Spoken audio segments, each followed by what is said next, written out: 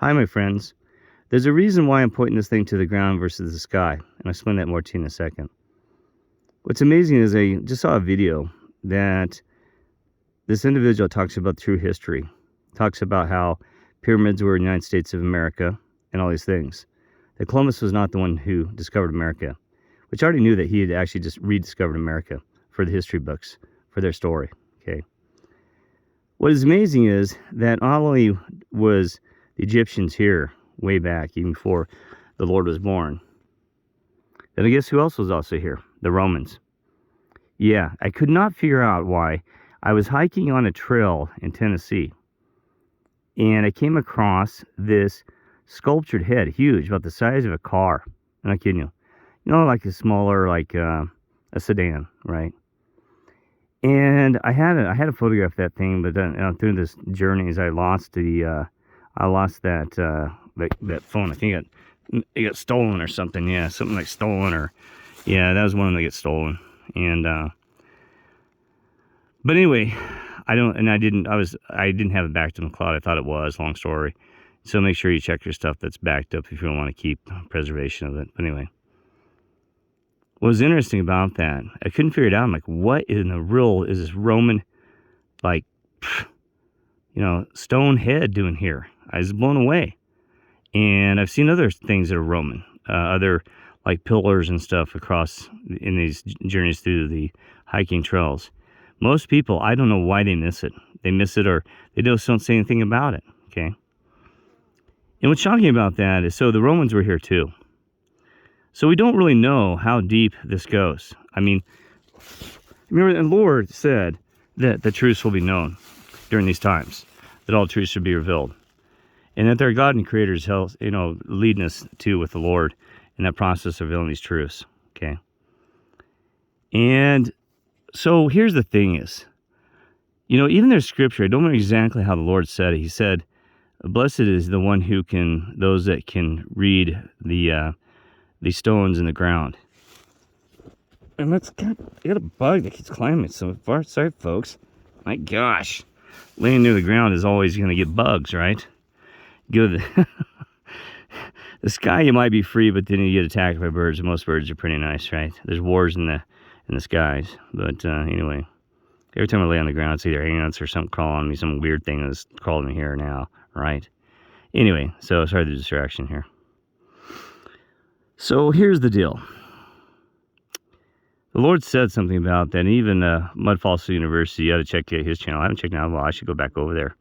He blows your mind because he talks about how the Nephilim, the giants, everything are real. He can prove it by stones, and that they're lying about the meteors. The meteors have blood and remnants and DNA in them, stuff like that. Boy.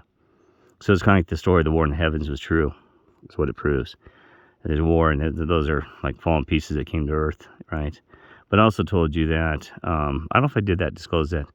But anyway, a lot of meteorites, not all of them, meteorite craters are actually ice chunks that were thrown up into the heavens, and they're rejected by the God and angels back to Earth, and that's why you can't find much residue in craters, because it was thrown back. But anyway, there's just so much to say about all this stuff. I mean, so I gotta stay focused. So even the Mud Fossil University individual, that's a great gentleman, he said that he read the same scripture I did. It says something like, "Blessed he who can read the stones and rocks, basically, and the geography of the earth." And it's true. There's a lot of history written right in our stones, And there's an old saying that no stone has gone unturned, and it's true. Turn over stones and you'll find amazing things, right? Or pick up stones. And I see a bug trying to come towards me. Get away, bug. Psst. Anyway, so here's the thing is, I've always found it interesting. You do want to look to the heavens. Even the scripture says, look at the heavens and the skies for signs and wonders, right? Which we're seeing those. The alignments of the stars when the Mandela effect, the Orion, that we move to the Sagittarius belt versus the Orion, all right? And things like that. And which shocks me, because the Milky Way is straight over my head when it used to be off into the distance, right? And Carl Sagan has residue on that as well, that we've been moved. Okay, Carl Sagan. But anyway, so they always want us to look up, but you also want to look down. You want to look around. that your God and Creator is everywhere, and also the Lord is providing you messages in as well. And also the angels are sending messages constantly, right? So, look around, look all around, right? And what I discovered in this process is that so much of our history has been a lie. History. It is just unreal.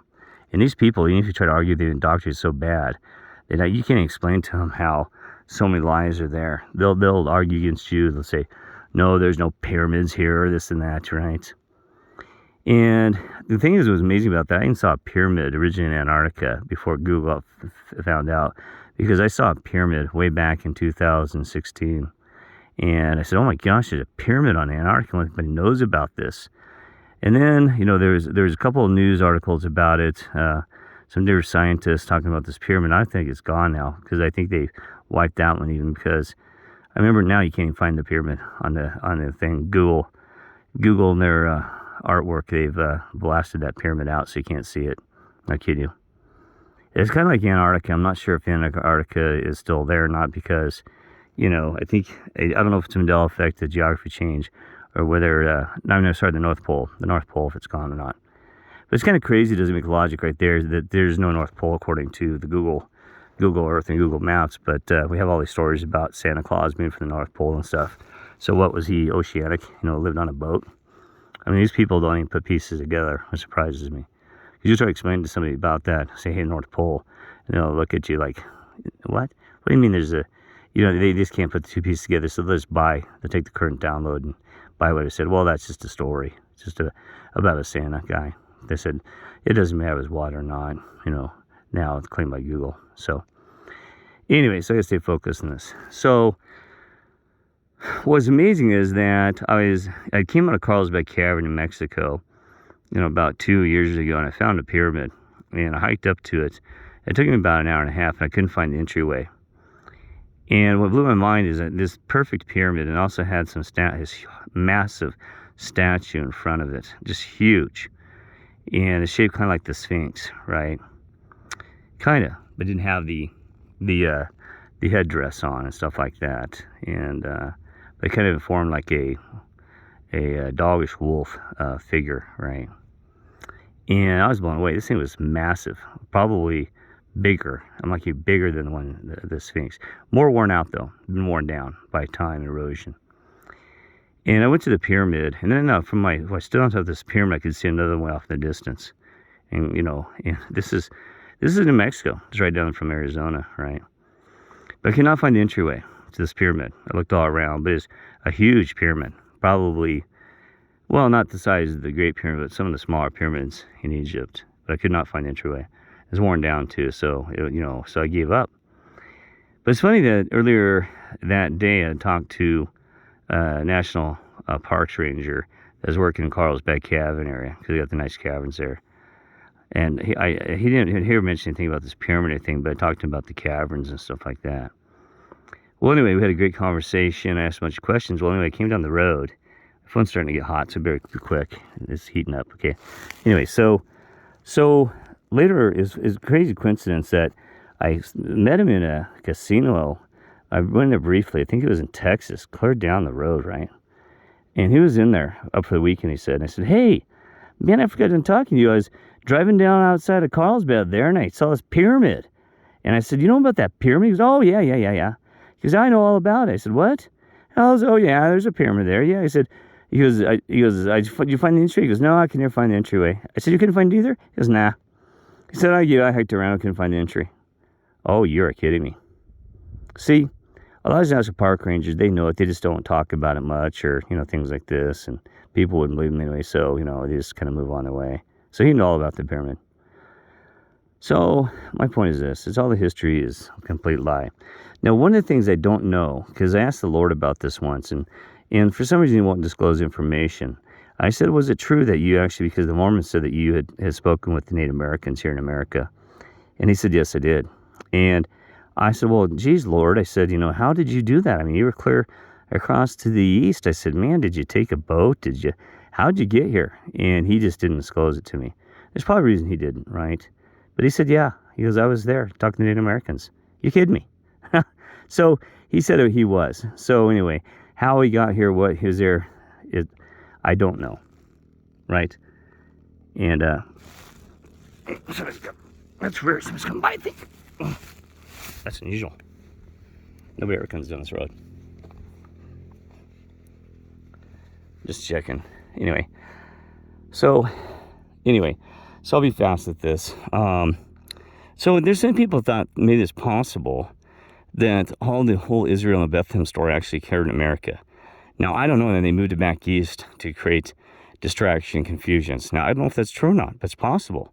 But in the story with camels and stuff like that, I mean, donkeys, yes, there were some camels, I think, in America during those times, but I don't know. And I'm not trying to, it doesn't really matter because it's still part of the thing, but there's people that said that actually the whole biblical story actually occurred in America, which is quite possible because now we have, we've seen Egypt, that the Lord said he'd gone to, they said he'd gone to Egypt, and we had Native Americans, gone to see the Native Americans. We have Romans. The Romans were there too, here. So, because I can show you the darn thing in Nashville. Not Nashville, it's not actually Nashville, it's out way past Nashville, but it's in Tennessee, okay? The Roman heads in this whole thing, right? So anyway, I don't know those answers because we don't know everything, and we don't need to know everything, right? And but it makes me curious, right? So anyway, one more thing I was going to tell you. This altitude is bothering me. That's why I'm breathing kind of heavy because it came from sea level and up to about a mile high. It's bothering me. It's these mountains. See the mountains across the way. So I'm going to give you a little hint about how to deal with that. Make sure you drink water, but not too much. Drink water, but be careful taking aspirin or ibuprofen because those thin your blood, make it harder for you to deal with. Some people get headaches and they'll immediately get an aspirin because of the altitude change, right? But you want to take iron supplement with vitamin C because that way, because you have to rebuild your blood cells, get more to prevent like a temporary anemia. So you need to start building, right? So it takes about a week to fully acclimate. So what you do is you take some iron supplements. That's what I did. I'm taking the iron supplements with vitamin C because vitamin C helps absorption. That was a weird current of air just came by. It's like a dust. It scared me for a minute. Anyway, wow. Anyway, so those are some little hints for you. Okay? All right. God bless all of y'all.